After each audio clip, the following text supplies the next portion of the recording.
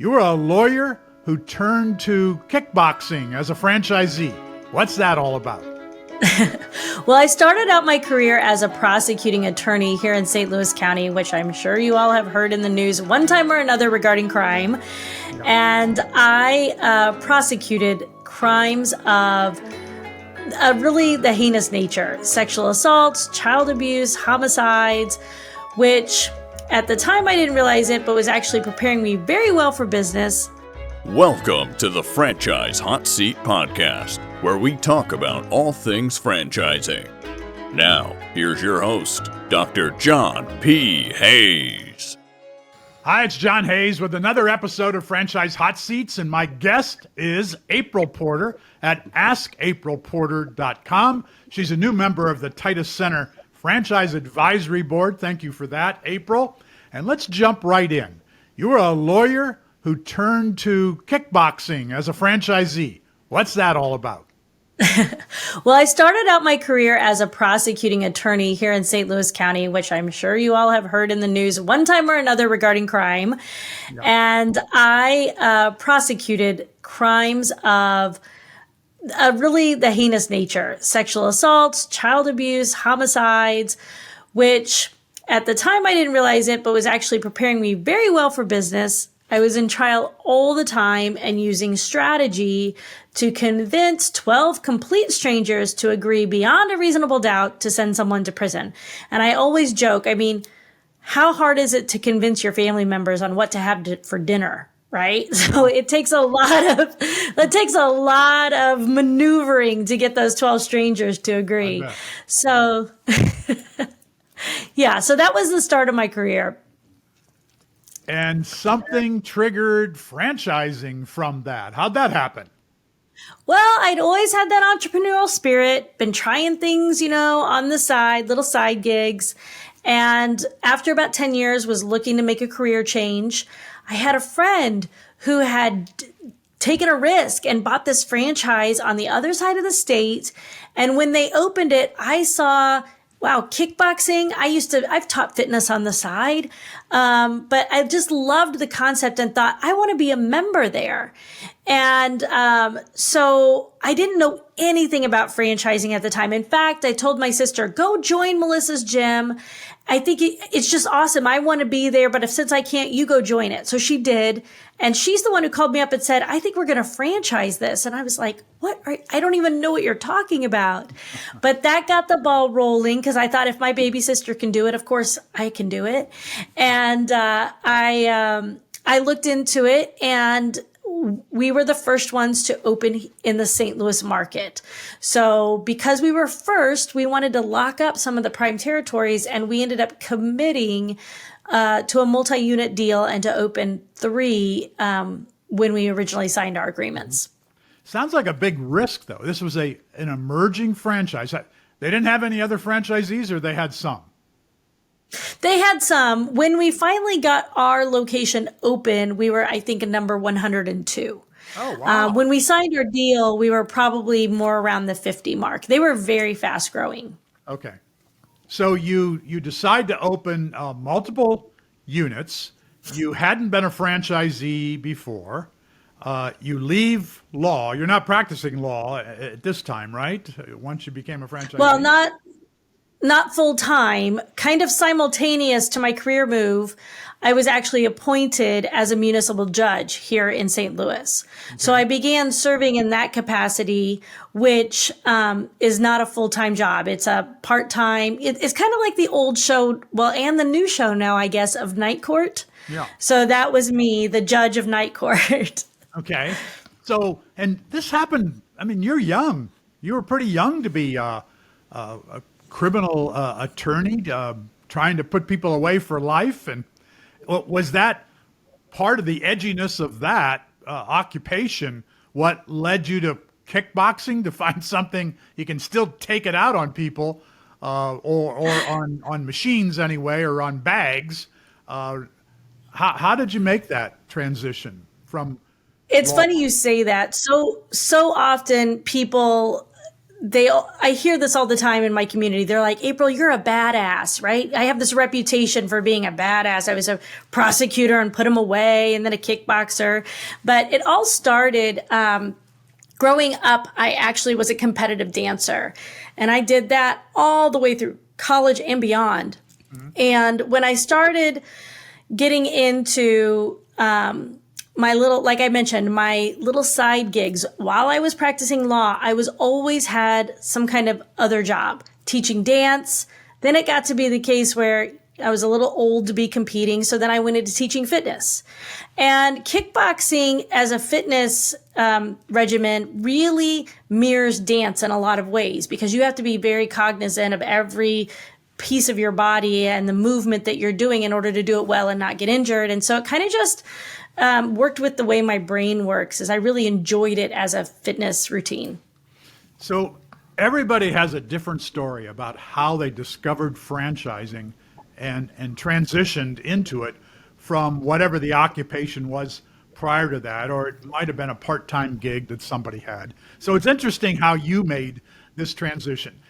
And you started out doing really well from the beginning. Is that true? Is that the story? Tell us more. Yes. Well, to be quite honest, we were a pretty new franchise, so there weren't any milestones or benchmarks to let us know how we were doing. Which is interesting. I'll stop you there because, they had 50 units when you came along. Right. They didn't have KPIs in place. They didn't have things already resolved as part of their system that, 50 units gives you enough experience. But it just goes to show you all franchises are created not equally, differently. Some are better than others. And some of these new franchisors don't even know what a KPI is, or a key performance indicator, by the way, or why that would even be important. I can tell you with complete honesty that in my entire tenure as a franchisee, the acronym KPI was never used by our franchisor. I learned that when I got an executive business coach. I started to learn about KPIs. But what we did have, we had one metric. And that one metric was a red line on the dashboard of our CRM, and it was at the 7,000 mark. And they determined that if we reached 7,000, that we'd be paying our expenses. So that was our break-even line. 7,000 members, I'm taking it. $7,000 a month. $7,000. I thought it was 7,000 per members. month. Wrong KPI. No. $7,000 in gross revenue per month. Okay. So you're just watching this little graph, waiting, for your actual gross revenue to get above the $7,000 mark each month. So for us, luckily, I applied a lot of that strategy, right? I had used as a trial attorney. So going into it, I'm like, what is my objective? My objective is to open on day one with enough members so that we will be profitable as fast as possible, ideally on day one. But there were some obstacles to that here in Missouri. Like in Missouri, you're not allowed to do any pre-sale gym memberships before the doors open unless you have another location open. Okay. And that's to guard against a gym collecting a bunch of membership fees and then not opening.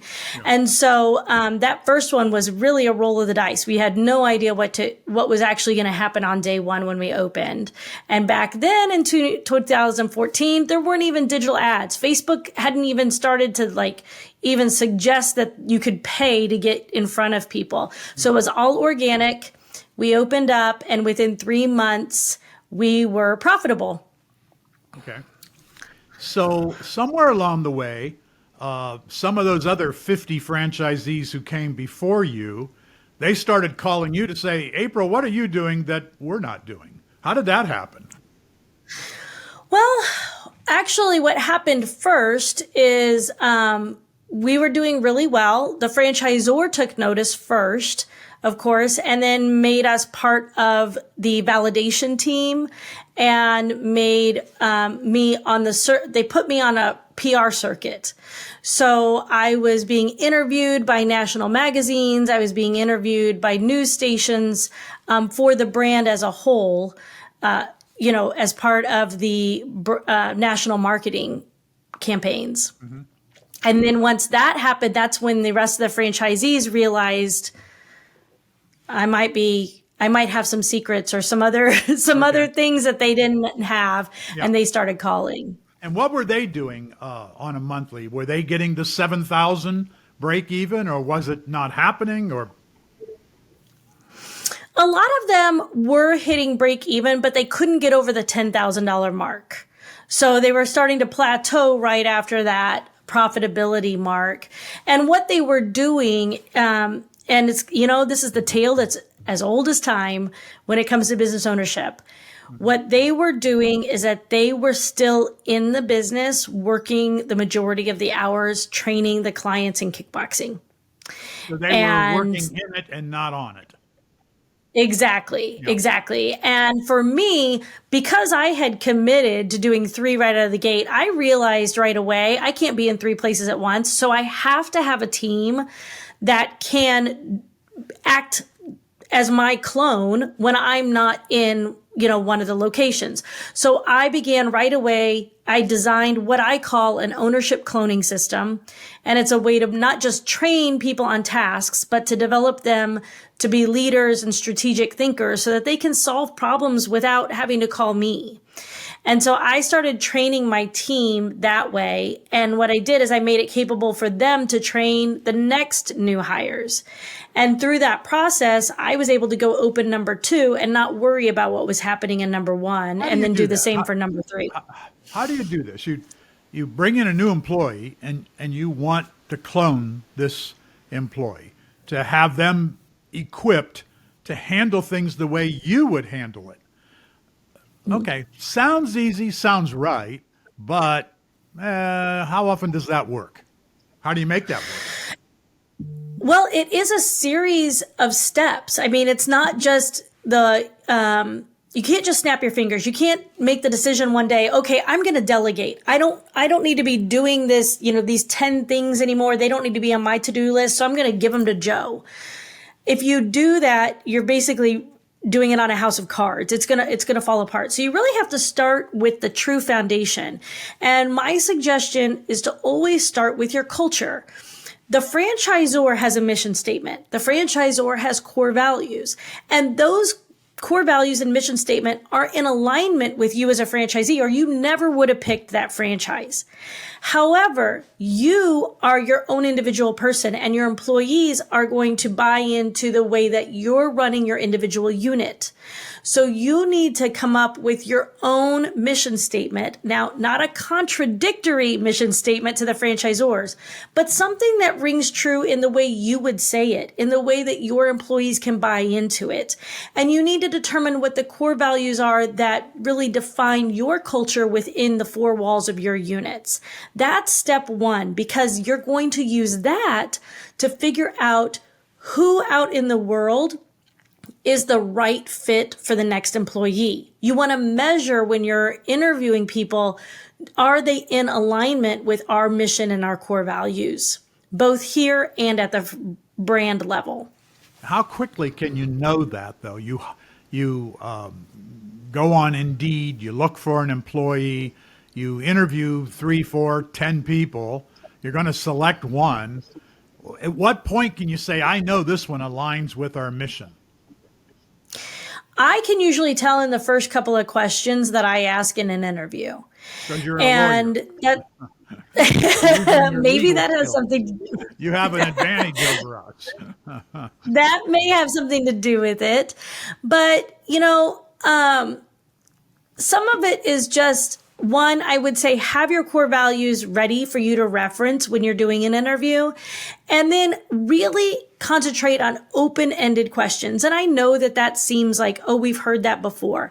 But 2 of the questions I love to ask in an interview are, tell me, if I were to ask your current or former boss what tasks you excel at, what would those be? And let, they tell me what they do really well. But then the second question is, now if I'm to ask you, not your supervisor, what are the tasks that light you up inside? Which are the things that you love doing the most? So you're getting a sense of both their core values are going to line up with the things that light them up. But it's also going to be reflected in things they do well. And through that spectrum of activities, you can generally get a sense of, who they are. So we've had good luck in finding a good fit. And I will say your core values don't change. To your question about how quickly can you determine this, your own culture in your units. Well, your core values, those come with you from your life experiences. So for me, one of my absolute core values is fighting for justice. It's what led me to be a prosecutor. It's what led me to be the CEO of Ask April Porter, because I'm fighting for franchisees to realize the dreams, right? To make sure that the investment in time, blood, sweat, tears actually pays off in the way that they thought it would.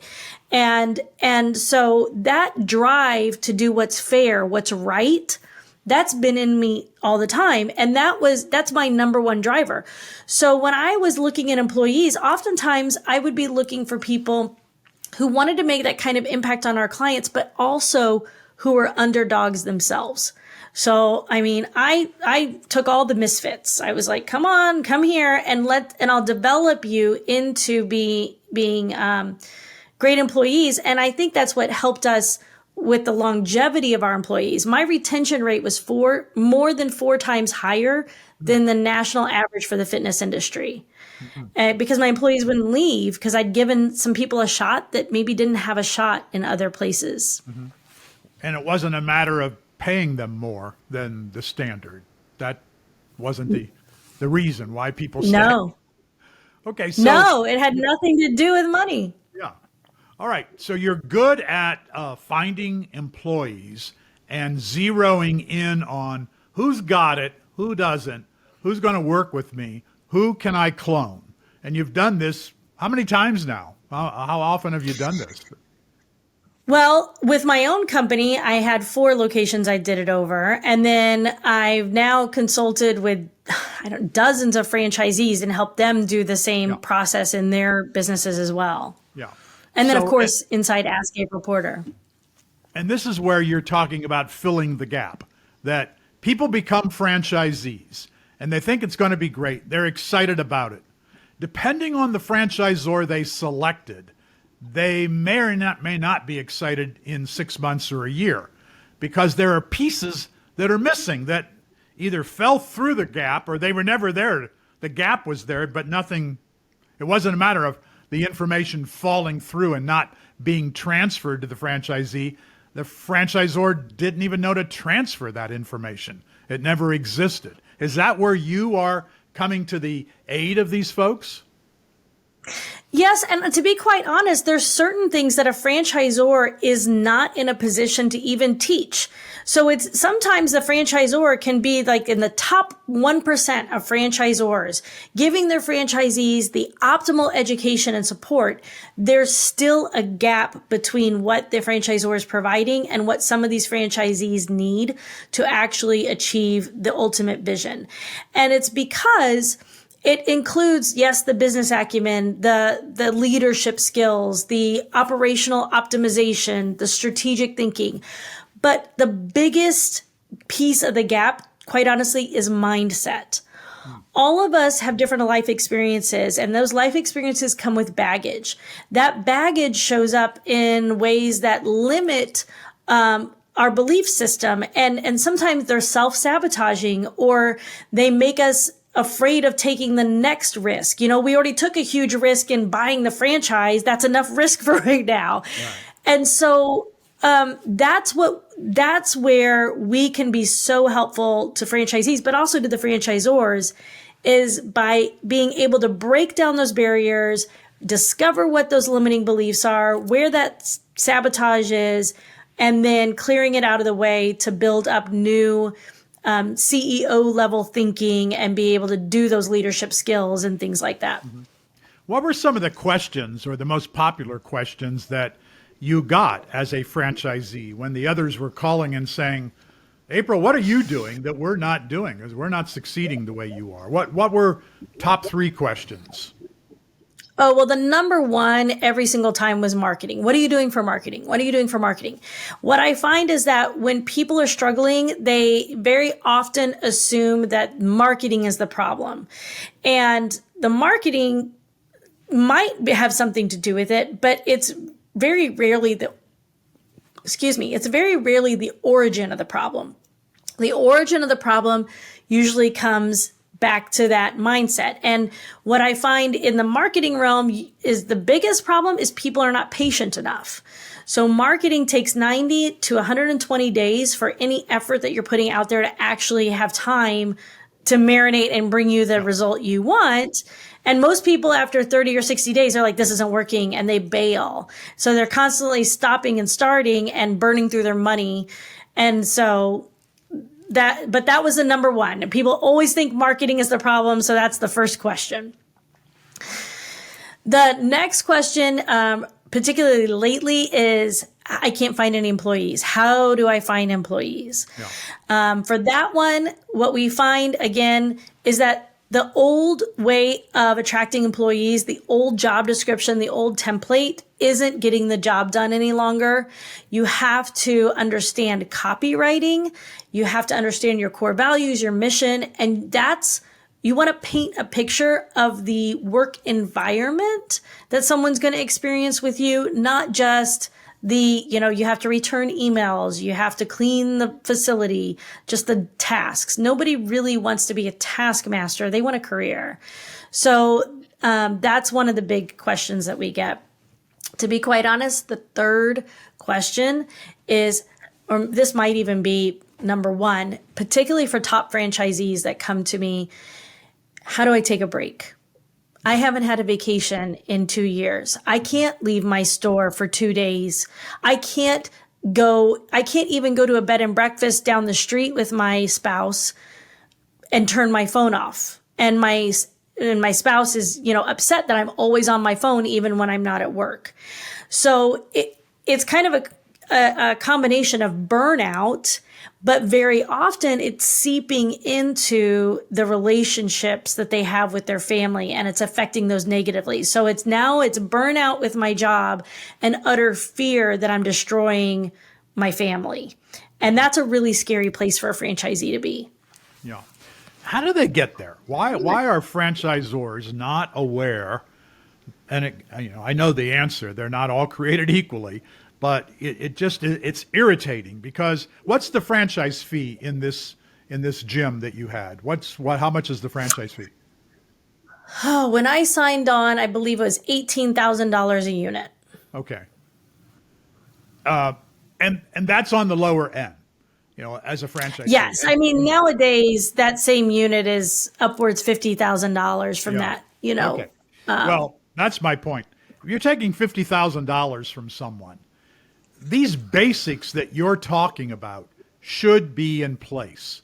There should be no gap. And it's not just this franchisor who we're not naming, even though we haven't purposely. I don't think we've named the franchisor, but it's a gym. I wouldn't. And I don't want to name the franchisor. The point is, this happens over and over and over in all of the industries that use franchising as a methodology. There is a franchisor who what came so easy to them, and maybe to the first 3 or 4 or 5 people who they helped franchise, when they try to scale, they're off track. They can't get it done, and they can't figure out, well, why can we not get? Everybody else got it. Why are they not getting it? What's happening that causes the gap? Right. It's kind of that perfect storm of one thing right after another. So when a franchisor has before they even become a franchisor and they have their mom and pop shop and it's going great, most of the time they are not actually documenting all of the different things that are contributing to the operations running smoothly. They're getting the basics down in anticipation of becoming a franchisor. But there's a lot of that secret sauce that's stuck up in their heads. Now, when they franchise and they start working with their first few franchisees, they're having maybe weekly meetings, maybe monthly meetings. but they are the ones that are personally coaching these franchisees. So whether they realize it or not, they're transferring a lot of that cloning, a lot of that special secret sauce verbally to these franchisees in the beginning. As they scale, they no longer are the one that is doing the individual coaching. They're no longer the ones that are delivering the training, and they can't be. And so what ends up happening is they have to default back onto what is written down as the training. And that is super basic, to be quite honest. It doesn't seem basic because they feel like they wrote down all of the stuff around operations. But what they wrote down is just the tasks, not the thinking behind the tasks, not the feelings behind the tasks, not the communication skills on how you talk to a team member in every scenario that could possibly come up during a conversation with a team member or a customer. And so as these franchisees start to encounter some of these things, who are they looking to? Well, at that point in time, when they get to that level, honestly, most of these franchisors cannot afford to put into place franchise business coaches. They just scale back on the number of calls. And so there's not that closeness or that opportunity to have these meaningful discussions any longer. By the time they do implement franchise business coaches, those franchise business coaches are getting the same type of training the franchisees are. So it's the operations manual. It's that piece of the training that's written down. And what's getting lost in the translation is all of that secret sauce that was in the franchisor's head.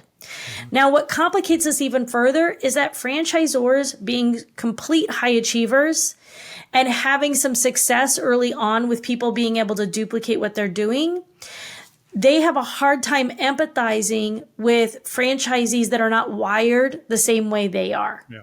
So they have a hard time anticipating the struggles or obstacles people who think differently or don't learn in the same way. Maybe they're visual learners or they learn kinesthetically.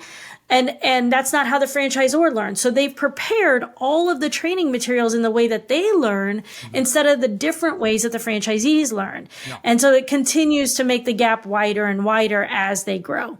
So you see it as a training issue. Franchisors have to get better at training.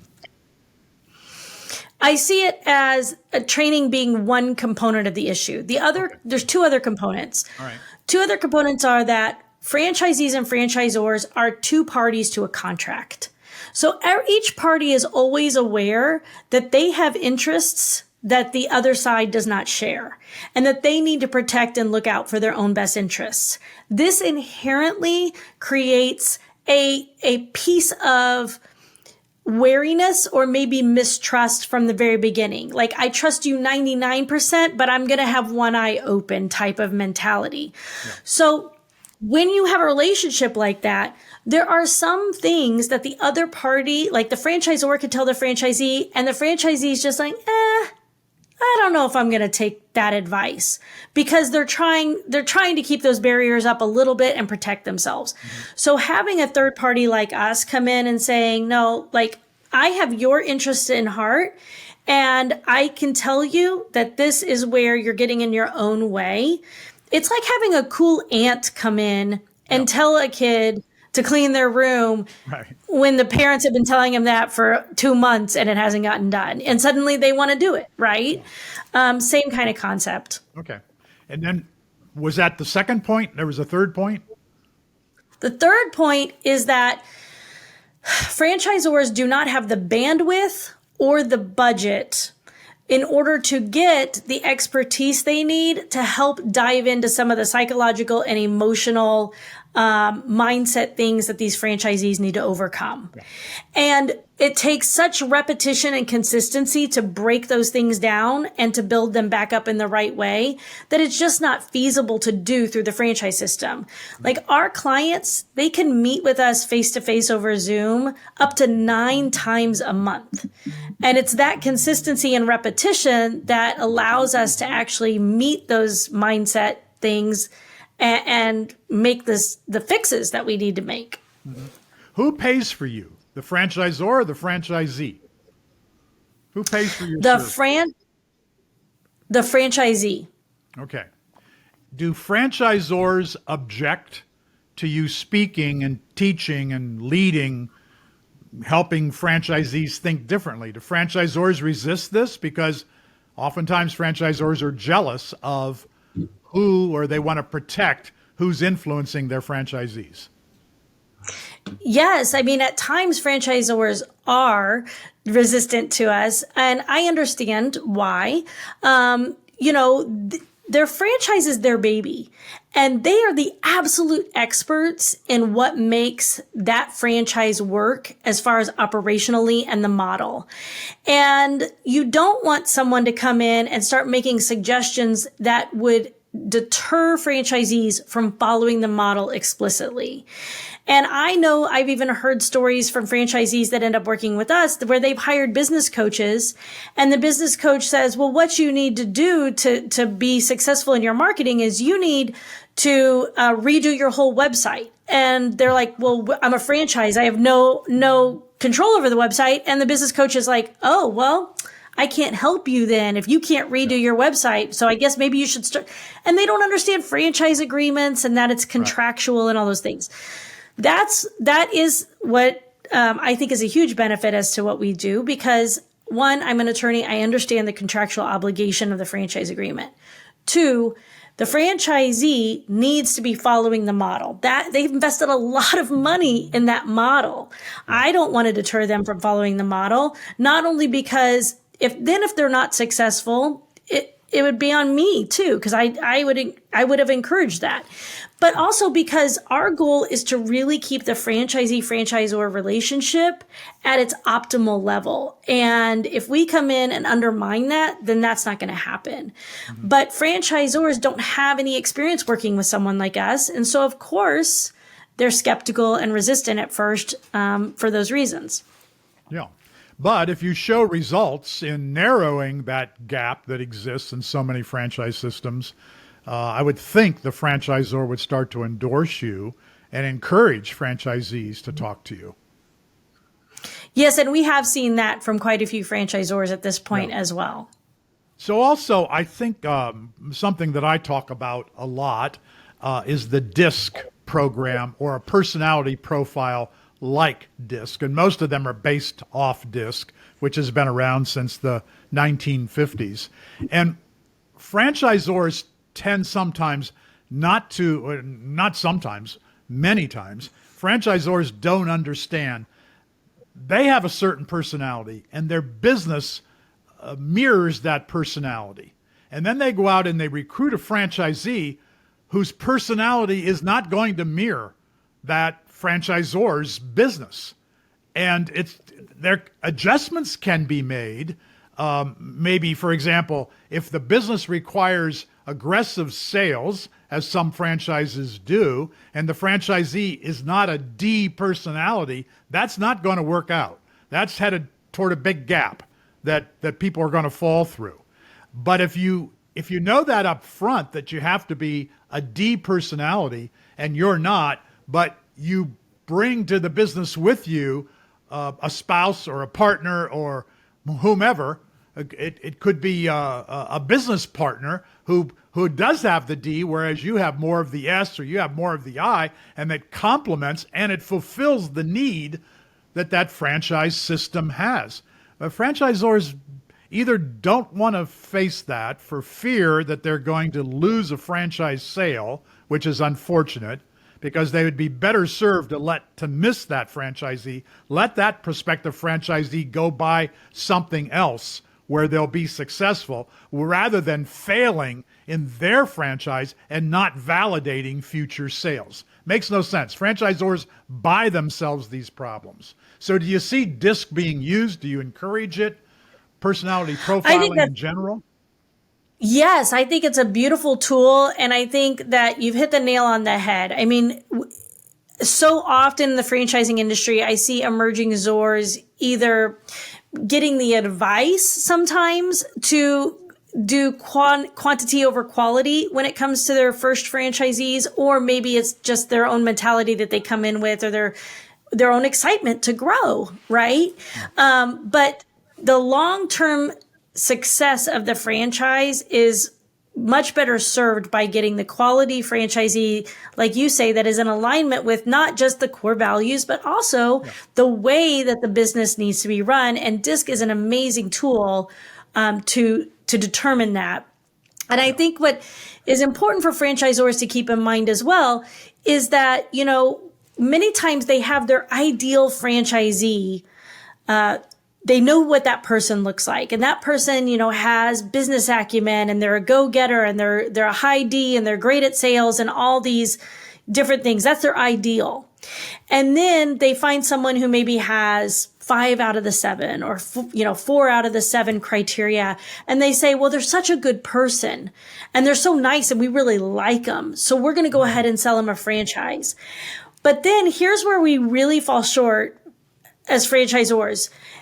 One, you may have just done that person a disservice. But if you believe that they could attain those other 3 criteria, then why aren't we putting things in place to address and get them those other 3 criteria?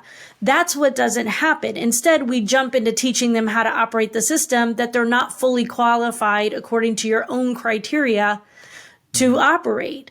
So again, what resource are you partnering with to get someone who has no sales skills, or who is not a high D? How do we help them find employees that are high Ds, and they have those leadership skills to lead high Ds so that they can have a thriving business? These are some of the finer points in franchising that too often get missed by franchisors and too often get missed by franchise consultants who are trying to line up a prospective franchisee with a brand, but not realizing this prospective franchisee is not going to be able to excel because the franchisor has gaps that hopefully April Porter will come along and help fix. We're running out of time, but I want to ask you, I know you have a swag conference, and I don't think it's the kind of swag that people think about. Tell us the swag. What's the swag conference? So swag is a word that I've coined here at Ask April Porter that stands for sanity, wealth, and gratitude. And what that really encompasses is what we're all searching for in life. We dream of lives where we're not totally inundated with chaos, where we can actually relax and kind of float along in the flow, where we have a level of wealth that allows us to experience the things in life that bring us joy, and where we can exist in peace and gratitude, giving back to others, making an impact, while also being, again, peaceful and grateful. And so that's what SWAG stands for. So we realized that among the gaps, franchisees who are often have been in the system for a little bit, when they go to their brand conference, they're loving the conference. They love the connections and the energy, but often they find that the sessions are a bit basic for their level in the system. And it's understandable because a franchisor also always has to make sure that the newest franchisees aren't left overwhelmed and out of context with the sessions. So we created the SWAG conference to fill that next gap. So your higher level franchisees that are ready and craving that upper level business education that will actually teach them how to clone themselves, teach them how to scale and open the next location, which, by the way, is the fastest way for you to grow as a franchisor. That's what the SWAG conference does, is bring those strategies and teach them to the franchisees. So that's the SWAG conference. Yeah. Number one reason for showing up at the SWAG conference is, tell us, April Porter. What? Is to attain the higher level business education that fills that you feel like you've been missing. So I talk to a lot of franchisees who say, I know there's so much I don't know, but I don't even know the right questions to ask to figure out what that is. That's what the SWAG conference fills in. And you can find out about that, plus your services, at askaprilporter.com, right? That's exactly right. Yes.